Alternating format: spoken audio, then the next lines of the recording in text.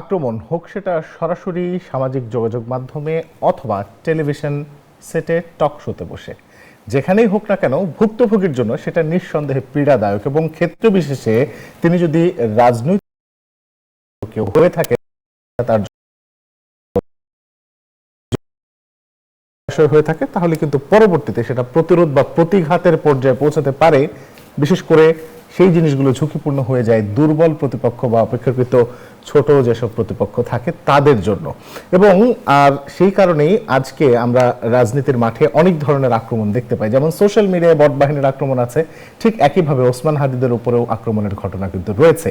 এবং সেই জিনিসগুলোকে সামনে রেখে আজকে আমরা আমাদের এই মধুমতি ব্যাংক পিএলসি নতুন বাংলাদেশের বিষয় সাজিয়েছি রাজনীতিতে ব্যক্তিগত আক্রমণ। সবাইকে স্বাগত জানাচ্ছি, দেখছেন নিউজ 24। আপনাদের সঙ্গে আছি আমি রিশাদ হাসান এবং আজকে আমাদের সঙ্গে স্টুডিওতে অতিথি হিসেবে উপস্থিত আছেন আমার ডান পাশে রয়েছেন ব্যারিস্টার সৈয়দ এজাজ কবির, সম্পাদক জাতীয়তাবাদী আইনজীবী ফোরাম কেন্দ্রীয় কমিটি, এবং কিছুক্ষণের মধ্যেই আমাদের সঙ্গে আরো যুক্ত হবেন শায়েস্তা খান তারিক, সাংগঠনিক সম্পাদক ইসলামী আন্দোলন বাংলাদেশ, এবং সালেউদ্দিন সিফাত, যুগ্ম সদস্য সচিব এনসিপি। এবং তারা আসা মাত্র আমরা আমাদের পুরো আলোচনায় যাব, কিন্তু তার আগে ব্যারিস্টার সৈয়দ এজাজ কবির আপনার কাছে যেতে চাই।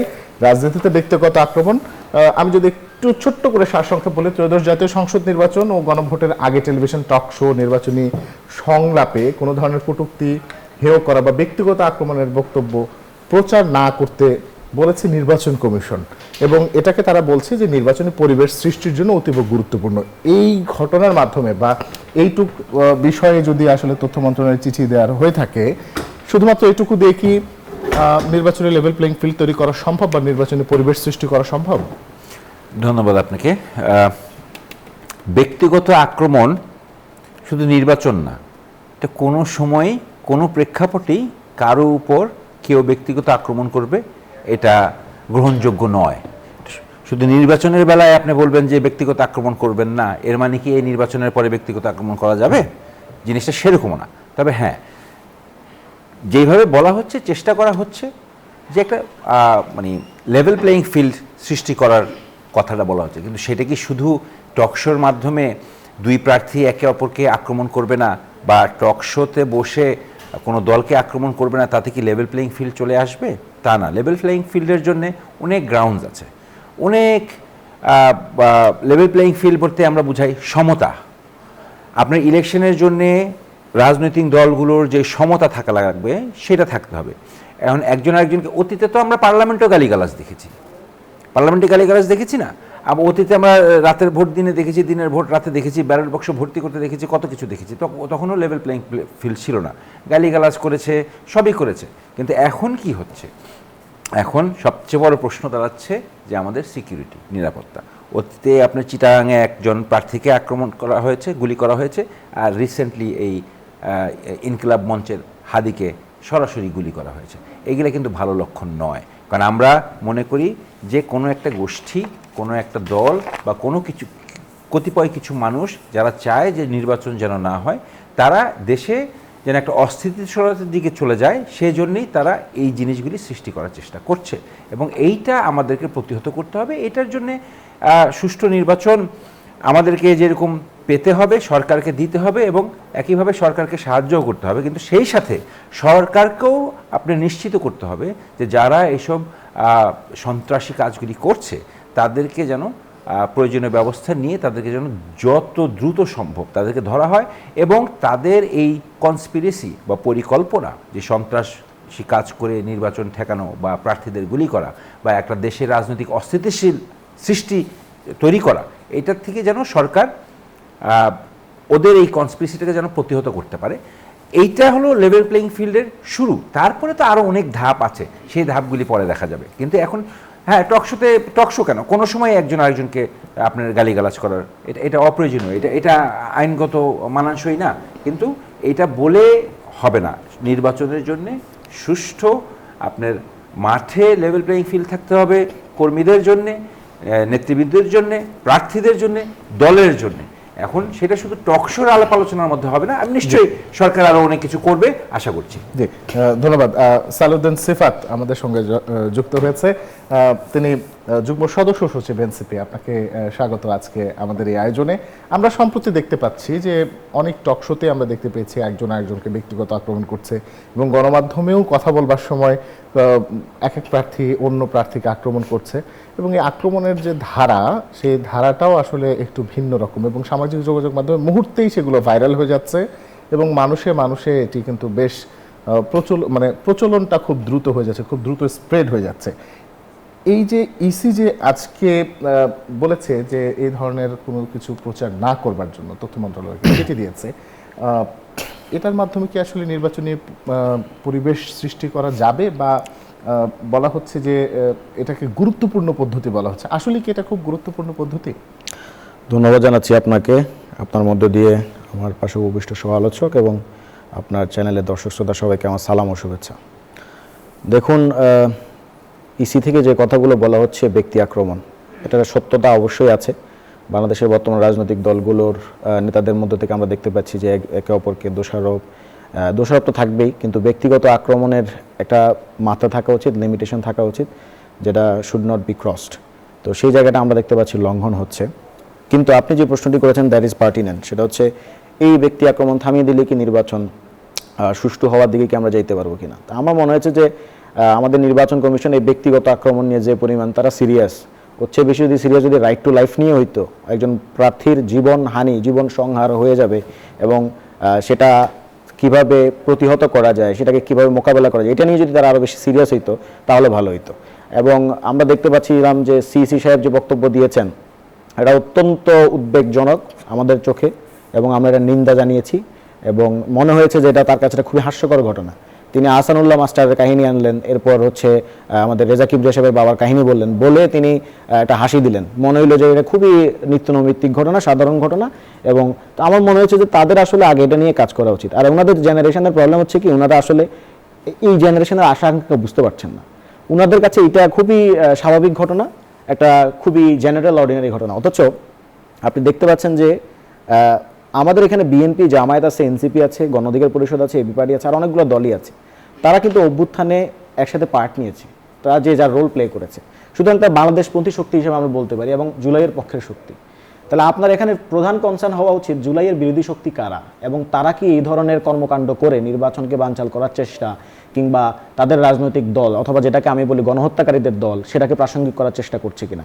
আমার মনে হয়েছে যে আমাদের বর্তমান নির্বাচন কমিশন এসব নিয়ে থোড়াই কেয়ার করে এবং তারা যদি এই ধরনের হাদির উপর যে গুলিবিদ্ধ হওয়ার ঘটনা বা এই ধরনের হামলা, এগুলোকে যদি এখনই মোকাবেলা করতে না পারে, এখনই যদি প্রতিহত করতে না পারে, সামনে যত তাড়াতাড়ি নির্বাচন আসছে এই অন্তর্বর্তী সময়টাতে তারা আসলে কিভাবে ফাংশন করবে, এটা নিয়ে যথেষ্ট সন্দেহ সংশয়ের অবকাশ আছে। কিন্তু তারা যদি গুড জেস্টারটাও দেখাইতো তাহলে খুব ভালো হতো। যদি সিইসি সাহেব যদি বলতেন যে এটা আমাদের ব্যর্থতা, কালেকটিভ একটা ফেলিওর আছে আমাদের এবং সেটাকে আমরা মেন করার চেষ্টা করছি, তাহলে আমরা বুঝতাম যে ওনার একটা শুভ বুদ্ধি আছে এবং উনি হয়তো এটা চেষ্টা করেছেন কিন্তু পারেন নাই। কিন্তু উনি যেই টোনে কথা বলেছেন তাতে আমার মনে হয়েছে যে এটাকে উনি খুবই অর্ডিনারি একটা ঘটনা হিসেবে ট্রিট করেছেন। সো এই ধরনের অর্ডিনারি ঘটনা হিসেবে ট্রিট করলে এই জেনারেশন কখনো, মানে আমাদের যে প্রজন্মটা, আমরা প্রজন্মের কথা বলতেই হচ্ছে, কিছু করার নাই, কারণ আসলে আমাদের প্রজন্ম অনেক বেশি টার্গেটের শিকার হচ্ছে।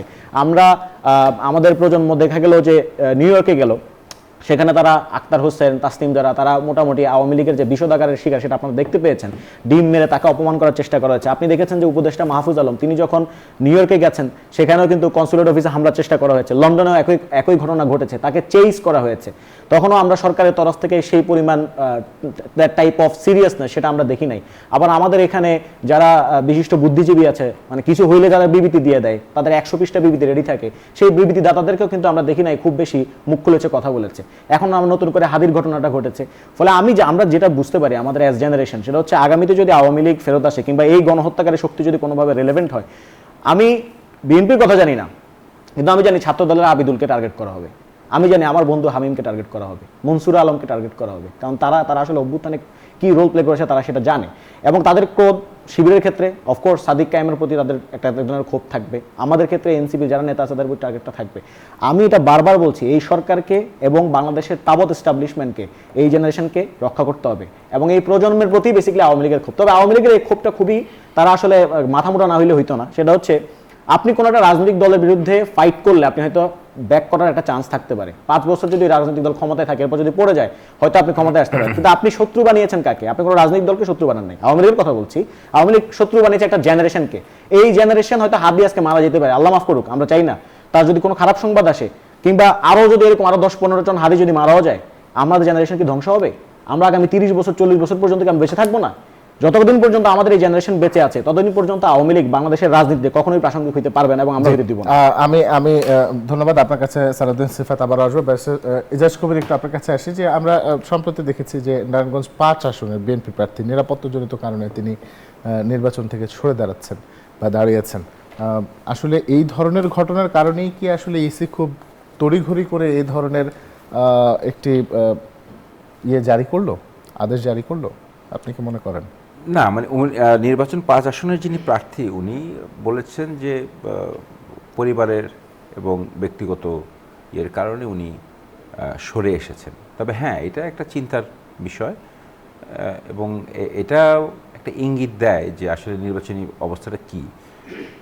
আমি আসলে আমার সমালোচক যেভাবে কথাটা বলল, আমি এটা একটু আমি কন্ট্রাডিক্ট করছি না, rather I will supplement in a sense এইভাবে যে 73-এর পরে আওয়ামী লীগ 21 বছর পরে ক্ষমতায় আসছে, তার একটা মাত্র কারণ কিন্তু ঠিক আমার সমালোচক যে কথাটা বলল, যে একটা জেনারেশনকে আওয়ামী লীগ শত্রু বানিয়ে ফেলেছিল, যার জন্য তাদেরকে ইলেকশনে জয়ী হয়ে আসতে এতটা সময় লেগেছে। মাঝখানে আবার 86 সালের এরশাদের সাথে গিয়ে ইলেকশন করা, তাদের রাজনীতিটাই একটু ভিন্ন ধরনের। তারপরে আপনার 75 সালের 5ই আগস্টের পরে যেই দুর্ঘটনা ঘটল শেখ মুজিবের সাথে, তখন আওয়ামী লীগের সব নেতাকর্মীরা কিন্তু চলে গেলেন ভারত।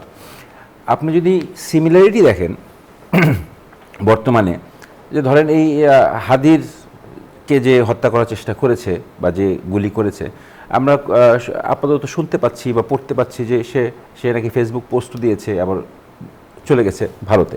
আবার অন্যদিকে পলিটিক্যাল রেটোরিক্স বা পলিটিক্যাল পার্টির মাঝে বা পলিটিশিয়ানদের মাথায় ঢুকে গেছে যে বাংলাদেশ হয়তো বা ভারত ছাড়া চলবে না। কিন্তু দুঃখ এবং মজা দুইটাই, সেটা হলো যে আপনি দেখেন এই বর্তমানে কিন্তু আমরা ইন্টারনেট কিন্তু ভারত ছাড়া চলছি, পেঁয়াজ আসছে না, বাংলাদেশ চলছে ভালোই। যে ভারত যে লাগবেই এমন কোনো কথা না। আর আপনার যে ভারত ছাড়া বাংলাদেশ চলবে না, ভালো কথা, কিন্তু দেখা যাচ্ছে বাংলাদেশের সন্ত্রাসীরাও তো ভারত ছাড়া থাকতে পারছে না। ব্যাপারটা কিন্তু সেরকমভাবে চিন্তা করলে কিন্তু আপনি বলতে পারেন যে বাংলাদেশের সন্ত্রাসীদেরও ভারতকে প্রয়োজন হচ্ছে। তো ভারত সেই ক্ষেত্রে কি পদক্ষেপ নিচ্ছে বাংলাদেশের সন্ত্রাসীরা যখন ভারত চলে যাচ্ছে? এবং আমি যদি 76 সালের থেকে যদি আমি দেখি সায়েমের সরকারকে আপনার অস্থিতিশীল করার জন্যে, তখন থেকে একটা নাম বলে রাখি, স্পেশালি আপনাকে বলি, চিত্তরঞ্জন সুতার, ইনাকে নিয়ে একটা স্বাধীন বঙ্গ, আপনারা এটা পড়াশোনা করবেন। সো এই ধরনের ক্যারেক্টারিস্টিক্স, এবং 76 সালে যখন সাল থেকে নিয়ে আমাদের বাংলাদেশে যারা ভূখণ্ডে যারা হামলা চালিয়েছিল, তারা কোথায় ছিল, কিভাবে ছিল, কার দ্বারা ট্রেনিং প্রাপ্ত হয়েছিল, আমি কিচ্ছু না, আমি সময় থাকলে হয়তো বা পরে পড়বো, যে আমি বলবো আপনারা এই বইটাও পড়বেন। 50 পৃষ্ঠা থেকে আমরা জানি প্রেসিডেন্ট জিয়া অনেক কিছুই মোকাবেলা করেছেন। আমি বললাম যে information, I am not talking about the president Zia, I am talking about the information যেটা আছে, যে এরা কারা ছিল, এরা এখন কোথায়, এরা এখন কি করছে। এবং আপনি দেখবেন যে সেই অতীতের ঠিক জিনিসটাই, অতীতে যা ঘটেছিল বর্তমানেও তাই ঘটছে। কিন্তু আমার কথা হচ্ছে ভারতের দায় কি? ভারত সবক শিখাচ্ছে আমাদেরকে, কিন্তু ভারত থেকে আমরা কোন সবকটা নিব, এটা যদি ভারত আমাদেরকে একটু বলে দিত তাহলে আমরা একটু খুশি হতাম। আমরা এই ভারত ইস্যুতে আমরা আলোচনা করব, কিন্তু তার আগে ছোট্ট একটা বিরতিতে যাব। বিরতির পর যখন ফিরবো তখন থাকছে বাকি আলোচনা। বিরতির পর স্বাগত আর একবার, দেখছেন নিউজ 24 চলছে মধ্যমত ব্যাংক পিএলসি নতুন বাংলাদেশ, সঙ্গে আছে রিশাদ হাসান, আমাদের অতিথিরা আমাদের সঙ্গে আছেন। সালাউদ্দিন সিফাত, একটু আপনার কাছে আসতে চাই। আওয়ামী লীগ ও জাতীয় পার্টি সহ 14 দল নিষিদ্ধের দাবিতে প্রধান নির্বাচন কমিশনার এবং আইন মন্ত্রণালয় বরাবর নোটিশ দিয়েছে গণঅভ্যুত্থানের পক্ষে থাকা অন্তত 36টি দল ও সংগঠনের জোট জুলাই ঐক্য। আসলে এই নিষিদ্ধকরণ কি এই আইনি নোটিশের মাধ্যমে করানো সম্ভব, বা আসলে তারা কি এই বিষয়টি বিবেচনা করবেন, আপনি কি মনে করেন? আচ্ছা, একটা তো হচ্ছে আওয়ামী লীগে ইতিপূর্বে আপনার আইনিভাবে বা প্রশাসনিক উপায়ে ban till disposal of the matter in the court, এরকম একটা স্ট্যাটাস এখন বর্তমানে আওয়ামী লীগ আছে। কিন্তু আপনি যে কোনো রাজনৈতিক দল, মানে সে তো আসলে একটা রাজনীতি করার জন্যই আসছে, পলিটিক্যাল পার্টি আকারেই সে পরিচিত। এটাকে যদি আপনি ওয়াইপ আউট করতে যান, দেন শুধুমাত্র লিগ্যাল মানে ইস্যুস দিয়ে বা লিগালি আপনি এটাকে সমাধান করতে পারবেন না। বাট এটা অফকোর্স লিগ্যাল ম্যাটার্সই, ব্যান তো করতে হবে। আপনি জার্মানিতে ফ্যাসিস্ট পার্টি হিসাবে আপনি নাজি পার্টিকে ব্যান করা হয়েছে না, বা এখন মুসোলিনির ফ্যাসিস্ট পার্টি ব্যান হয়েছে না। সো এটা তো একটা বিষয় আছে, আইনি বিষয়টা যে না এরকম না। বাংলাদেশের কিছু লোক যেরকম বলে যে আইন দিয়ে এগুলো কিছু করা যাবে না, আমি ওই মতের না। আইন অবশ্যই লাগবে, কিন্তু এট দ্য সেম টাইম এটাও লাগবে যে কিছুক্ষণ আগে যেটা আমরা আলোচনা করছিলাম, কালচারাল ফোর্সগুলা তারা কি আসলে অ্যাক্টিভেটেড হচ্ছে কিনা, আমরা কি নতুন কালচারাল ফোর্স নির্মাণ করতে পারছি কিনা। হাদির মাধ্যমে সেই ইনকিলাব কালচারাল সেন্টার একটা প্রতিষ্ঠা করেছিল, সেটা রাজনৈতিক অবস্থান কি, পলিটিক্যাল পজিশনের সাথে আমি একমত কি একমত না সেই ব্যাপারে আলাপ আলোচনা হইতে পারে, বাট স্টিল সে গড়ার চেষ্টা করছে। সে একটা কালচারাল সেন্টার যেটা জুলাইয়ের পক্ষে, অভ্যুত্থানের পক্ষে কাজ করবে, সেটা করার চেষ্টা করেছে। বাংলাদেশের কালচারাল যে গোষ্ঠীটা আছে, সরি টু সে, তাদের কেন জানি আওয়ামী লীগ প্রশ্নে তাদের সবসময় এক ধরনের সরলতা কাজ করে, এবং সেক্ষেত্রে ইন্ডিয়ান হেজিমনি কোয়েশ্চেনটাও এখানে চলে আসবে, দিল্লির হেজিমনি কোয়েশ্চেনটাও চলে আসবে, সেক্ষেত্রেও তাদের এক ধরনের সফটনেস কাজ করে। যেমন আপনি ধরেন কিছুদিন আগে একই দিনে দুটা ঘটনা ঘটেছে, একটা হচ্ছে পাবনায় 7টা বা 8টা কুকুরছানাকে কেউ একজন হত্যা করেছে, এবং একই দিনে ভারতীয় সীমান্তে ভারতীয় যে বাহিনী আছে বিএসএফ, তারা আমাদের বাংলাদেশের 2জন মানুষকে গুলি করে হত্যা করেছে। আপনি দেখবেন যে আমাদের শোবিজ পাড়ায়, আমাদের কালচারাল এরিনাতে সবাই দেখবেন যে শুধুমাত্র কুকুর নিয়ে আলোচনা করছে। কুকুর নিয়ে যে আলাপ করা যাবে না তা কিন্তু না, অফকোর্স আলাপ করা যাবে, আমাদের ওই পশুপ্রেমটা ততটুকু পর্যন্ত আছে, কিন্তু আমাদের ওই কালচারাল এরিনার লোকদের মানুষ প্রেম নাই কেন, বাংলাদেশের নাগরিকদের প্রতি প্রেম নাই কেন? ফলে এই কালচারাল এরিনার লোকজনের মধ্যে ধরেন আপনি এই যে জুলাইয়ের কথা আমরা বলছি, জুলাইয়ের ক্ষত, জুলাইয়ের এই রক্ত, এটা তো খুবই তাজা, আমাদের চোখের সামনে ভাসমান, কিন্তু এই জুলাইয়ের রক্ত, জুলাইয়ের ক্ষত নিয়ে কয়টা সিনেমা হয়েছে, কয়টা নাটক হয়েছে, কয়টা গান হয়েছে? যারা নাটক, সিনেমা, গান করেছে তাদেরকে আমরা চিনি, এরা বিগত বছরগুলোতে প্রতিরোধের সাথে ছিল, কিন্তু যারা মেইন স্ট্রিম কালচারাল অ্যাক্টিভিস্ট হিসেবে পরিচিত, তারা কয়টা নাটক, কয়টা গান, কয়টা সিনেমা করেছে আপনি দেখতে পেয়েছেন? দেখেননি। ফলে কালচারাল এরিনা যদি আপনি ঠিক করতে না পারেন, নতুন কালচারাল স্টাবলিশমেন্ট যদি আপনি করতে না পারেন, এবার আপনি মিডিয়ার কথা যদি আমি বলি, আমি আমন মিডিয়া, সরি টু সে, বাংলাদেশের মিডিয়াগুলো এবং বাংলাদেশের সিভিল সোসাইটি, সুশীল সমাজ, তথাকথিত সুশীল সমাজ, তাদের কোনো মানে আমি দেখি নাই যে প্রো বাংলাদেশি কোনো অবস্থান এখন পর্যন্ত আমাদের দেখা যায় না। আপনি হাদির ঘটনাটাই যদি আমি ধরি, যেহেতু রিসেন্ট ঘটনা, হাদি ভাইয়ের উপর গুলি করা হইলো, হামলা করা হইলো, আমরা জানি কারা এই হামলাটা করেছে, ওকে, অ্যাটলিস্ট যদি নাও জানি, তাদেরকে যদি আমি কোন দলে সেটা বলতে নাও পারি, অ্যাটলিস্ট এই ঘটনা তো নিন্দা এবং প্রতিবাদ আমি জানাইতে পারি। বাংলাদেশের কয়টা মানবাধিকার সংগঠন এই ঘটনায় বিবৃতি দিয়েছে? আইন ও সালিশ কেন্দ্রের বিবৃতি তো আমি দেখি নাই। দেখেছেন আপনি? দেখেন নাই। মাহফুজ আলম যখন একজন অভ্যুত্থানের প্রতিনিধি, তিনি যখন আপনার নিউ ইয়র্কে গিয়ে হামলা শিকার হলেন কিংবা লন্ডনে গিয়ে হামলা শিকার হলেন, আইন ও সালিশ কেন্দ্রের বিবৃতি আপনি দেখেছেন? দেখেন না। কিন্তু খুবই টাইনি কিছু ইস্যুতে আপনি ধরেন সাংবাদিক আনিস আলমগীরকে এই ডিবি পুলিশ নিয়ে গেছে, এইটা নিয়ে দেখবেন যে আবার আইন ও সালিশ কেন্দ্রের বড় 1 হাত লম্বা একটা বিবৃতি আছে। তাহলে আপনার বাংলাদেশের সিভিল সোসাইটি, বাংলাদেশের মিডিয়া এস্টাবলিশমেন্ট, কেউ যদি ধরেন মিডিয়া এস্টাবলিশমেন্টের কথাই যদি বলি, আওয়ামী লীগ সে বলছে যে সে লকডাউন ঘোষণা করেছে এবং পরবর্তীতে বাসে আগুন লাগায়। আওয়ামী লীগ দেখতে পাচ্ছেন যে হাদিকে গুলি করার পর তারা সেলিব্রেট করছে, উল্লাস করছে, উল্লসিত। এরপরও বাংলাদেশের মিডিয়া এই ঘটনাগুলোকে কিভাবে ফ্রেম করে? দুর্বৃত্তের ছোড়া পেট্রোল বোমায় একটা বাসে আগুন লেগেছে, দুর্বৃত্তের এটাই সেটা হয়েছে, দুর্বৃত্ত এটা করেছে। কিন্তু বিএনপি জামাত যখন বিরোধী দল ছিল তখন নিউজগুলো কিভাবে হইতো? তখন আপনি দুর্বৃত্ত স্যাক করা লাগতো না বাংলাদেশের মিডিয়া, তখন প্রথমেই হেডলাইনটা হইতো বিএনপি জামাতের ছোড়া ককটেলে, বিএনপি জামাতের ছোড়া পেট্রোল বোমায়, বিএনপি জামাতের সন্ত্রাসী কর্মকাণ্ড। তাহলে এই ফ্রেমিংগুলো কেন? বাংলাদেশের media establishment, cultural establishment, civil society, এগুলো যতক্ষণ পর্যন্ত না পরিবর্তিত হচ্ছে, এগুলো যতক্ষণ পর্যন্ত না প্রো বাংলাদেশি এবং বাংলাদেশের নাগরিকদের পক্ষে কাজ করতেছে, ততক্ষণ অবশ্যই আমিও এটাই মনে করি হয়তো আইন দিয়ে আমরা পরিপূর্ণভাবে এই শক্তিকে, গণহত্যাকারী শক্তিকে হয়তো আমরা ঢুকতে পারবো না। জি, ধন্যবাদ। আমি একটু এজাজ কবির আপনার কাছে আসবো। আপনার কাছে একই প্রশ্ন, যে আসলে আইন দিয়ে কি আসলে নিষিদ্ধ করে আসলে এই বিষয়গুলোকে দমন করা যাবে? না, আমি ব্যক্তিগতভাবে যেটা মনে করি সেটা হচ্ছে যে পলিটিক্স অ্যান্ড পলিটিশিয়ানরাই আইন বানায় সমাজের জন্য, আইন দিয়ে আবার সেটা পুরোপুরি দমন করা সম্ভব না, আবার একেবারে যে সম্ভব না তাও না। আপনি যদি এইভাবে কথাটা বলি যে আওয়ামী লীগ বর্তমানে রাজনৈতিকভাবে নিষিদ্ধ না, তাদের উপরে একটা নিষেধাজ্ঞা আছে, আওয়ামী লীগ রাজনৈতিক কার্যক্রম পরিচালনা করতে পারবে না। তাদেরকে দল হিসাবে এখনো নিষিদ্ধ করা হয়নি, তাদের রেজিস্ট্রেশন এখনো বাতিল করা হয়নি, কিন্তু 17 বছর তাদের শাসনামলে যেই গুম খুন হত্যা এগুলা হয়েছে, এইগুলার বিচার যদি প্রমাণিত হয় যে আওয়ামী লীগের নেতাকর্মীরা, আওয়ামী লীগের প্রধান এবং আওয়ামী লীগ অ্যাজ এ দল এটার সঙ্গে জড়িত ছিল, তাহলে হয়তো বা আওয়ামী লীগ ব্যান হতে পারে। অন্যথায় আওয়ামী লীগের রাজনীতিবিদ, নেতাকর্মীরা, নেতৃবৃন্দরা তারা ব্যক্তিগতভাবে দায় হতে পারে। কিন্তু এই গুম খুনের দায় কার সেটা বিবেচনা করার জন্য আইনের একটা ব্যাপার আছে। এখন আইনি নোটিশ দিয়ে আপনি যিনি আইনি নোটিশ পাঠিয়েছেন, ঠিক আছে, সেটা আইনিভাবে দেখা যাবে, সেটা নিয়ে এখন মন্তব্য করার সেরকম কিছু নেই। জি, অনেক অনেক ধন্যবাদ। আমরা এ পর্যায়ে একটা ছোট্ট বিরতিতে যাব। বিরতির পর যখন ফিরবো তখন থাকছে আমাদের বাকিটা, সঙ্গে থাকুন। বিরতির পর স্বাগত আরেকবার, দেখছেন নিউজ 24 চলছে মধুমতি ব্যাংক পিএলসি নতুন বাংলাদেশ, সঙ্গে আছে রিশাদ হাসান, আমাদের অতিথিরা আমাদের সঙ্গে আছেন। আমি একটু ব্যারিস্টার এজাজ কবির আপনার কাছে আসতে চাই। চারিদিকে ফ্যাসিবাদ ও আধিপত্যের বিরুদ্ধে দাঁড়াচ্ছে অনেকে, আধিপত্যের বিরুদ্ধে বেশি মানে দেখা যাচ্ছে যে আজকে ইনকিলাব মঞ্চ সহ আরও বেশ কয়েকজন march to Indian high commission করেছে, এবং হেফাজত ইসলামকে আমরা দেখলাম যে তারা বলছে যে আধিপত্যের বিরুদ্ধে রুখে দাঁড়ানোর জন্য তারা একটা বড় বিশাল বিবৃতি দিয়েছে।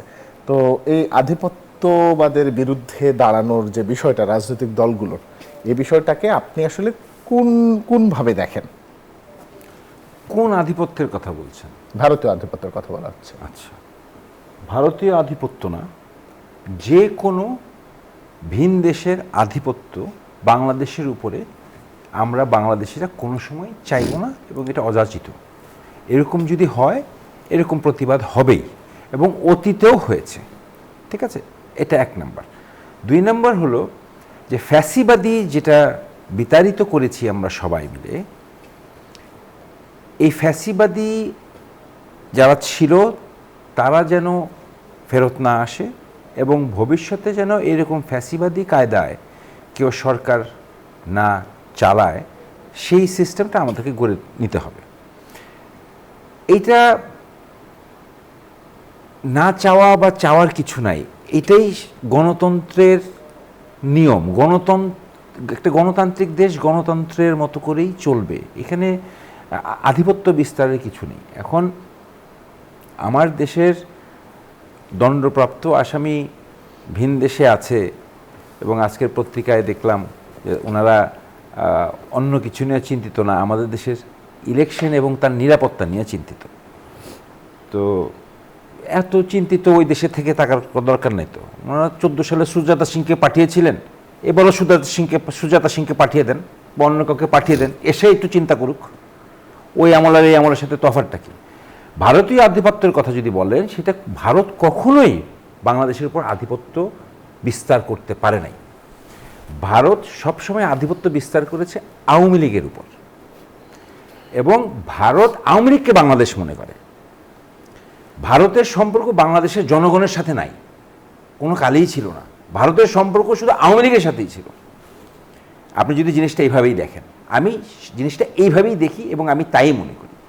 এবং আপনি দেখেন, এই যে Hasnat Abdullah, young new politician, 7 sisters নিয়ে একটা কথা বলছে, ভারতকে প্রতিক্রিয়া দেখাতে হচ্ছে। এত বড় দেশ, হাসনাত আবদুল্লাহর এক কথায় কেঁপে উঠতেছে। কি হলো ভাই, তাহলে এটা কোনো কথা হইলো? মানে এরকম একটা দেশ হাসনাত আবদুল্লাহর কথায় প্রতিক্রিয়া দিচ্ছে, এটা তো মানে বেগম খালেদা জিয়া বা তারেক রহমান বা অন্য কেউ যদি কোনো প্রতিক্রিয়া দেখায়, তাহলে তাদের কী অবস্থা? তাহলে তো মনে হচ্ছে তারা থাকবেই না, এরকম একটা ভাব যে তাদের যেই অবস্থা দেখা যাচ্ছে। আমি যেটা ব্যক্তিগতভাবে মনে করি যে ভাই, আপনাদের ইলেকশনে যদি এত চিন্তা হয়ে থাকে, তাহলে আপনারাও পাঠান, ইলেকশন দেখার জন্য লোক পাঠান। অতীতে সুজাতা সিংকে পাঠিয়েছেন, এরকম আপনারা আবার পাঠান, দেখুক। আর হাসিনাকে ফেরত দিবেন না, ভালো কথা, অসুবিধা নেই। অন্যান্য যারা কুখ্যাত সন্ত্রাসী যারা আছে, এদেরকে ফেরত পাঠান। আবার ফেসবুকে আজকে দেখলাম একটা, সত্য মিথ্যা জানি না, যদি সত্য হয়ে থাকে, মানে ভারতীয় কোন নাগরিক, উগ্রপন্থী এক নাগরিককে বাংলাদেশি মুসলমান সন্ত্রাসী হিসেবে দেখানো হচ্ছে ওইখানে। তা আমার কথা হলো যে সেইটাও, তাহলে ওরাও পাঠায় দেন বাংলাদেশে, আমরাই বিচার করব। বাংলাদেশ নাগরিক হলেও বিচার করব, ভারতীয় নাগরিক হলেও বিচার করব, কিন্তু তাহলে পাঠায় দেন। কিন্তু এইভাবে মন্তব্য করা, এইভাবে আমাদের আইন আপনারা মানবেন না, আমাদের কথা আপনারা শুনবেন না, কিন্তু আপনাদের কথা আমাদের শুনতে হবে, 17 বছর তো দেখলাম, এই 17 বছর অতীতে যা হয়েছে ভবিষ্যতে আর তা হবে না, হতে দেওয়া যাবে না। জি, অনেক অনেক ধন্যবাদ সালাউদ্দিন সিফাত। আমরা একদম শেষ মুহূর্তে চলে এসেছি।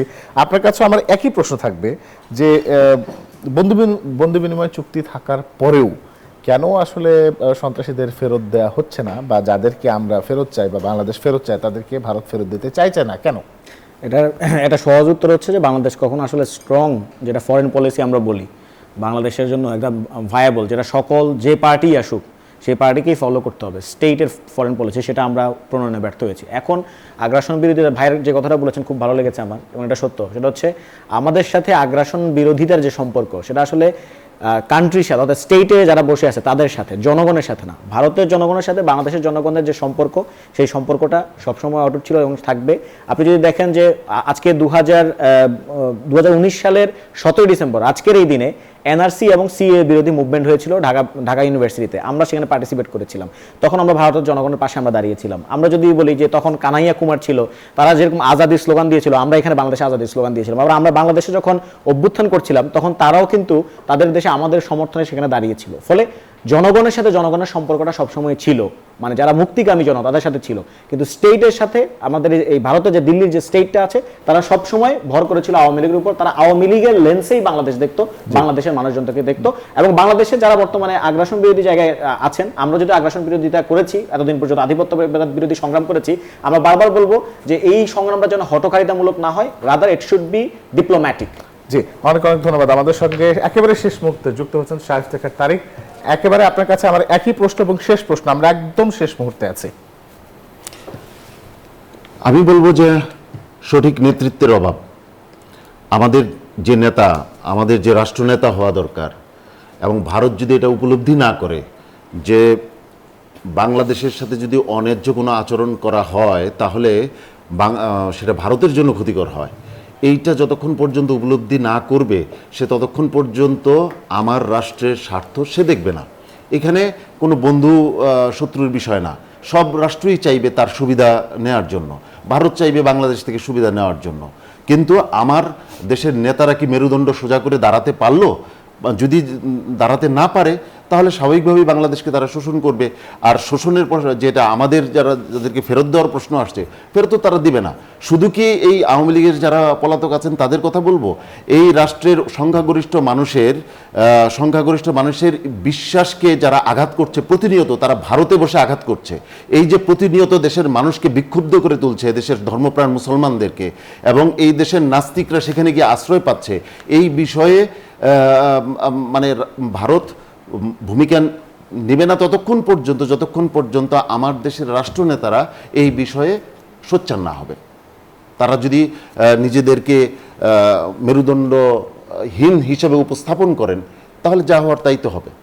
জি, অনেক অনেক ধন্যবাদ আপনাদের তিনজনকে আজকের আমাদের এই আয়োজনে যুক্ত হওয়ার জন্য। আমরা একেবারে শেষ মুহূর্তে আছে, আমরা শেষ করব প্রতি রবি থেকে বৃহস্পতি দেখুন মধুমতি ব্যাংক পিএলসি নতুন বাংলাদেশ। আজকের মতো এখানেই শেষ করছি। শুভরাত্রি।